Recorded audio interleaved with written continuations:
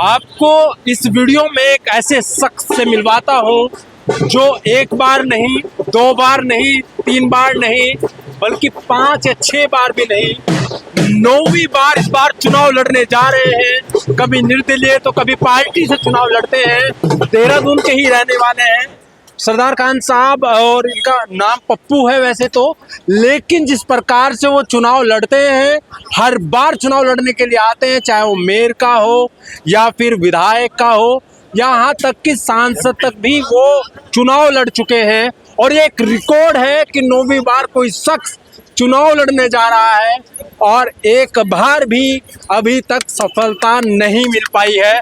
क्या कारण है साहब कि इस बार भी आप चुनाव लड़ने जा रहे हैं? क्या रिकॉर्ड बनाना चाह रहे हैं या कहीं ना कहीं इस बार पार्टी को मात देने वाले हैं?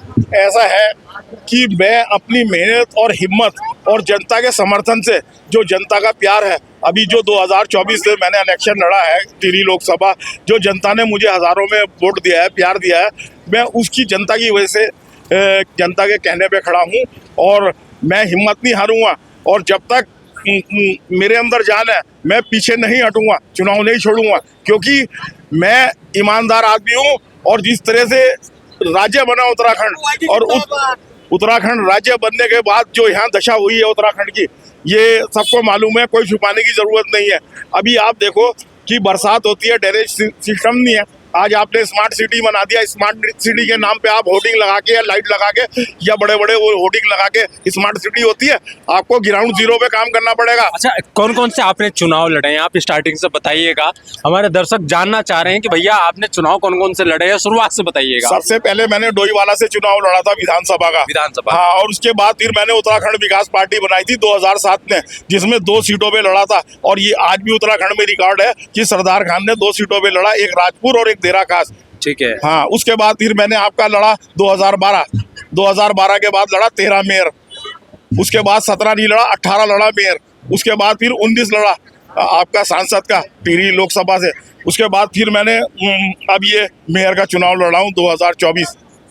अच्छा, लोगों का क्या मानना है कि वो पहले एक पार्षद का चुनाव लड़ते हैं, उसके बाद अगर सफलता मिलती है तो कहीं जाके वो फिर मेयर का या फिर विधायक पे कोशिश करते हैं। लेकिन आपके मन में ऐसा क्या है कि आप स्टार्टिंग से ही विधायकी से शुरू किया आपने, तो क्या मन में है आपके कि जो लोग चुनाव लड़ रहे हैं, क्या उनके अंदर खलबली पैदा करने की बात है या कुछ और बात है? ऐसा है, मैं कभी राजनीतिक में नहीं आता जी। मेरे साथ, मेरे बड़ों के साथ कुछ अन्याय हुआ तो मैं आपको सिर्फ एक शेर सुना देता हूँ। बचपन में हुआ घर से बेघर, आज तलक ना सुख पाया, तन में लगी जो आग तेरी जलती रही तेरी काया, संग चलने को ना हो कोई तैयार, अकेला चल चला चल। सरदार खान साहब, शादी भी नहीं की आपने? हमेशा शादी या हर चीज उससे नहीं होती, इंसान की सोच और आदमी की नजर और आदमी के विचार अच्छे होने चाहिए। और जिसके अंदर मानवता और प्रेम है ना, उससे बड़ी दुनिया में कोई चीज नहीं है। तो शादी इसलिए नहीं की आपने, लोगों की सेवा करनी है? हाँ, सेवा कर रहे हैं, करेंगे जब तक बदन में जान है।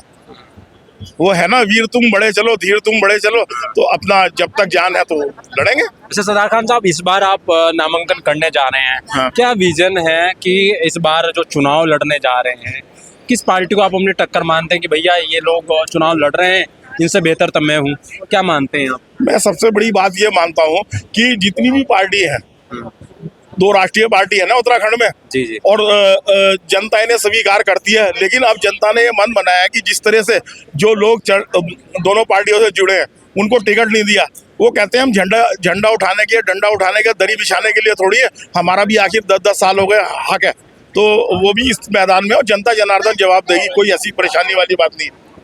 विजन क्या है इस बार? विजन, मैं जीतूंगा, और अगर मैं जीतूंगा 6 महीने में देखना देहरादून की काया ना पलट दी तो मैं कुछ सीट से रिजाइन कर दूंगा।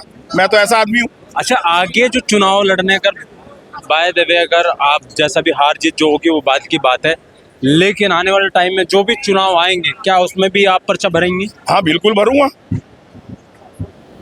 हिम्मत मर्द मदद खुदा, इंसान को अपने ऊपर भरोसा होना चाहिए, बदन में जान होनी चाहिए। जब तक मेरे बदन में जान है, मैं, मेरा खून का जो रोम रोम है जनता के लिए। ठीक है, साहब से बात कर लेते हैं, वो लिखते भी बढ़िया हैं और इस बार का चुनाव के बारे में मैं आपसे बात करूंगा कि जो चुनाव है देहरादून का होने जा रहा है, क्या देखते हैं? क्योंकि टिकट कांग्रेस ने, बीजेपी ने बहुत सोच समझ कर टिकट दिए हैं सब लोगों को। क्या लग रहा है इस बार का चुनाव मजेदार होने वाला है?